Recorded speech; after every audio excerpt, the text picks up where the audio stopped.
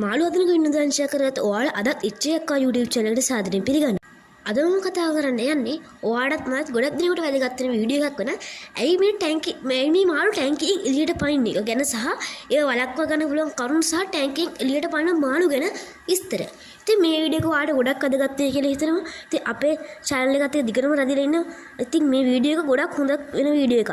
ඉතින් ඒක නිසා අපේ channel එක subscribe කරන්නත් ඕනේ. ඉතින් මේ වගේ වීඩියෝ දිගටම ගේන්න ඕන අපේ channel එකත් එක්ක දිගටම රැඳිලා ඉන්න. එහෙනම් අපි වැඩි කතා නැතුව වීඩියෝ එකට යමු. ඉතින් ඇයි මේ මාළු ටැංකිය වලින් පනින්නේ? ඇත්තට මේ මාළුන්ගේ වැරද්දද අපේ වැරද්දද?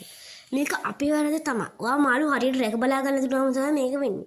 ඉතින් ඒක නිසා අපි ඒක වළක්වා ගැනීමෙන් ඔයාගේ මාළුගේ සෞඛ්‍යයට හොඳට බලපාන ආකාරයට අපිට මේක කතා කරන්න පුළුවන්. ඉතින් පළවෙනි කාරණේ වෙන්නේ ඔයා ටැංකියේ මාළු ගොඩක් දාලා ඉන්නවා නම් පොඩි ටැංකියක ඒකත් මාළුට ඉස්පේස්ලා ඉඩ නැති වෙන්න ඉඳලා ටැංකියෙන් එළියට පන්න එක තියෙනවා. ඔය සාමාන්‍ය පොඩි ටැංකියක එක් මාළු හදන්න පුළුවන් ප්‍රමාණය හදන්න. ඒක නිසා ඔයාලට මම කියන්නේ මාළු හදනකොට ටැංකිය සයිස් එක ගැන මම වීඩියෝ එකක් කරා. මාළු හදනකොට වැදගත් වෙන කරුණු කියන වීඩියෝ එක ගිහිල්ලා බලන්න. ඒක මම කරා මාළුන්ට අවශ්‍ය ටැංකිය සහ මාළු ඒ ටැංකිය වලට ගැලපෙන මාළු ගැන. ඉතින් මේ වීඩියෝ එක බැලුවා නැත්නම් අනිවාර්යයෙන්ම ගිහින් බලන්න. ඔයකත් ඔයාලට ගොඩක් වැදගත් වෙන වීඩියෝ එකක්. ඉතින් අපි දෙවෙනි කාරණේ වශයෙන් කරන්න පුළුවන් වෙන්නේ ඔයාලා සමහරක් කරලා ලොකු ටැංකියක තනි මාළුව දාලා තියෙන අවස්ථා තියෙනවා. ඇත්තටම පොඩි ටැංකියක උනත් තනි මාළුව හදනකොට මාළුවට ඒක එපා වෙනවා. ඉතින් ඒක නිසා ඔයා මාළු හදනකොට ටැංකියට අවශ්‍ය ප්‍රමාණය දැන් ටැංකියට ගැලපෙන මාළු වර්ග හදන්න. ඉතින් මම ආයෙත් මතක් කරනවා අර මම දාපු මාළු හදනකොට වැදගත් වෙන කරුණු ගැන වීඩියෝ එකේ ගිහිල්ලා දැම්ම ගිහින් බලන්න. එහෙනම් අපි ඊළඟ තුන්වෙනි කාරණේ ගැන කතා කරන්න යමු. තුන්වෙනි කාරණේ වෙන්නේ ඔයා ටැංකියට මොන හරි අපද්‍රව්‍යයක් ඒ කියන්නේ විස රසායනික දෙයක් වැටලා තියෙනවා නම් ඒකත් ඔයාගේ මාළුව ටැංකියෙන් පයින් එකට බොහොම බලපානවා. හේතුව දැන් ඔයාලා දන්න බොහෝ දුරට විස රසායනික තැනක් තැනකද මාළුව ටැංකිය තියලා තියෙන්නේ කියලා. ඉතින් එහෙම තියලා තියෙනවා නම් දැම්ම ටැංකිය අස් කරන්න. මොකද කාගේ හරි අතින් වැටුනොත් මාළුව ඒ ටැංකිය පනිනවා නැත්නම් මාළුව ටැංකිය පනින්න නැතුව එතරම් ටැංකිය මැරෙන එක වෙනවා. ඉතින් විස රසායනික දේවල් අයින් කරන්න හේතුව ඔයා ටැංකිය එහෙම තැන්වල තියන්න එපා. ਪਰ අපි හතරන කාරණේ ඒක කතා කරන්නේ.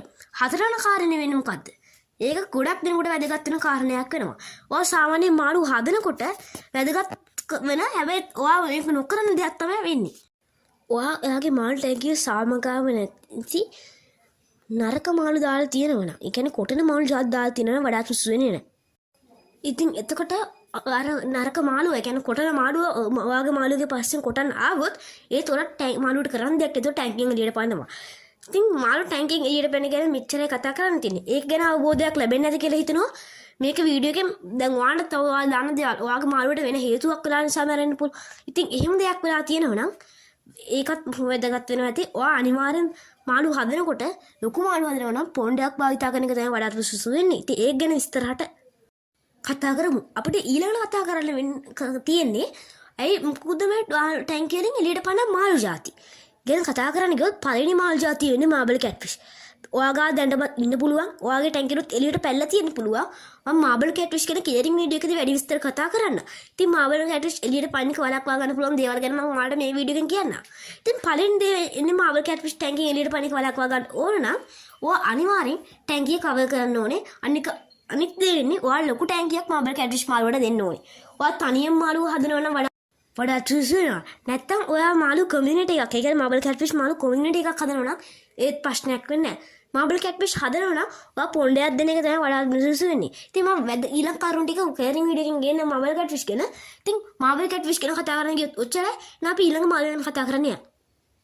අපිට ඊළඟ ටැංකියෙන් එළියට පනින මාළු ගැන කතා කරන්න ගියොත් කතා කරන්න තියෙන්නේ ෆයිටර් මාළු. එහෙම නැත්නම් බේටා මාළු. බේටා මාළු ගැන කතා කරන්න ගියොත් මම ඔයාලට තාම බේටා මාළු ගැන කේරින් වීඩියෝ එකක් ගේන්න ගියේ නැහැ. බේටා කියනට වඩා ෆයිටර් කියනකොට තමයි මෙයාගේ ලස්සනට පේන්නේ. හේතුව මොකද මෙයාලා රණ්ඩුකාමී සාමකාමී නැති මාළු జాතියක් වෙන නිසා මෙයාලා එකම පීන සතුත් එක්ක හදන්න බෑ. ඉතින් මම ඒවා කේරින් වීඩියෝ එක කතා කරන්න. ඉතින් ඊළඟට අපිට ෆයිටර් මාළු ගැන කතා කරන්න ගියොත් කතා කරන්න තියෙන්නේ මේ මාළු ස්ට්‍රෙස් වුනහම තනියෙන් ඉන්නකොට සහ නොයෙකුත් දිට ස්ට්‍රෙස් වෙන ඉක්මනට ස්ට්‍රෙස් වෙන ගන්න මාළු జాතිය තමයි ෆයිටර් ඔස්තෝ වගේ මාළු ಜಾති.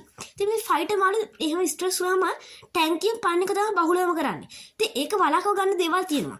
ඔයා අනිවාර්යෙන් ෆයිටර් මාළුත් එක්ක තව පොඩි මාළු වර්ග හදනවා නම් බලත් සුසු වෙනවා. ඉතින් ඒක ගැන මාළු වර්ග ෆයිටර් කෙයරින් වීඩියෝ ගැන කතා කරන්න. ඉතින් මේ වගේ මාළු හදනකොට අනිවාර්යෙන් ටැංකිය කවර් කරන්න මතක තියාගන්න. හේතුව මම කිව්වා ඔයාලා ටැංකියෙන් පයින්න නිසා. ඔයාලා මේ මාළු හදනකොට පොඩි ඉඩක් ඉක්ම වුණත් හදන්න හැකියාව තියෙනවා. ඒ ටැංකිය කවර් කරන එක අමතක කරන්න එපා. ඊළඟ මාළු ජාති වල ටැංකිය පයින්න ඊළඟ මාළු ජාතිය වෙන්නේ ප්ලේටි, මොළි, සෝට් ටේල් සහ ගප්පි කියන මාළු ජාති. ඔයාලා මේ මාළු හදනවා නම් මතක නතර ටැංකිය කවර් කරන එක මතක තියාගන්න. ඉතින් අදට වීඩියෝ එක ඔච්චරයි. මම හිතනවා මාළු ටැංකියෙන් එළියට පැනෙන එක ගැන අවබෝධයක් ඇති වෙන්න ඇති කියලා. ඉතින් ඔයාගේ මාළු එහෙම පනින ආකාරයට තියලා තියෙනවනේ. වහාම ඒ අන්න ආකාරය වෙනස් කරගන්න හැකියාව ලැබෙනවා ඇති කියලා හිතනවා. මේ වීඩියෝ එක හොඳයි නම් ලයික් එකක් දාන්න. ඔයාගේ මාළු හදන යාළුවන්ට බලන්න මේක වීඩියෝ එක ෂෙයා කරන්න. මගේ channel එකත් දිගටම ඇදලා ඉන්න කියලා ඉල්ලනවා. ඉතින් මගේ වීඩියෝ එක හොඳයි නම් කොහොමත් හොඳ ඇති කියලා හිතනවා. subscribe කරන්න අමතක කරන්න එපා. එහෙනම් අලුත් වීඩියෝ එකකින් හම්බ වෙමු.